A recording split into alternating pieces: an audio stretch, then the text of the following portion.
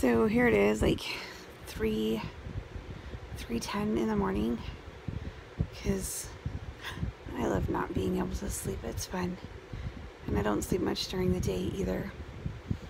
Okay, so my dad recently broke his leg and was in a care center, for a rehab care center, and it's not as nice as the one I live in, but mine's not a care center, mine's independent living, and my dad still needed some help and stuff, and he's gonna get out of there soon and go back to work, so that'll be good.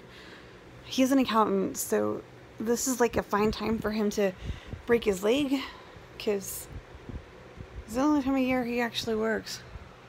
That's a shame. Okay, so Matt and I visited him last week, and we were talking about this wedding we'd gone to. And okay, so when we first started dating, we went to 2 weddings in the same weekend. One was here, and then another one was my nephew's in a town 5 hours away. And his car doesn't have a radio, so yeah, road trip without a radio, and we still survived it. That's pretty amazing. So my dad says, was that your first Jewish wedding?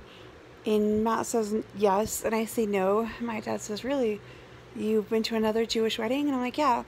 Do you remember the guy who killed my truck? Yeah, I'm still pretty pissed about that one.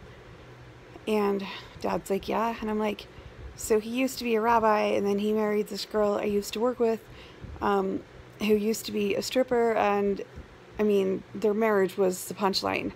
Ex-rabbi marries ex-stripper. I mean, come on, the whole marriage was a joke. And then Dad says he put his foot down when she wanted the pull in the living room. Kind of surprised me, but Dad says witty things like that every once in a while. But yeah, I meet people like this all the time. Ex-strippers, ex-rabbis who marry each other. Just last weekend I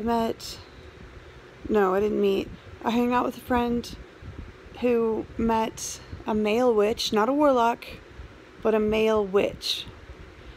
And Matt met a woman who is a vampire. That's the first female vampire I've heard of.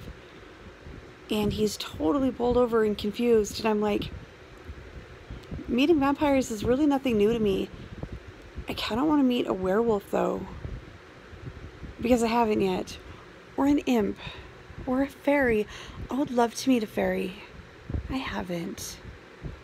So if any of you out there are these otherworldly creatures, chime in. I want to meet you.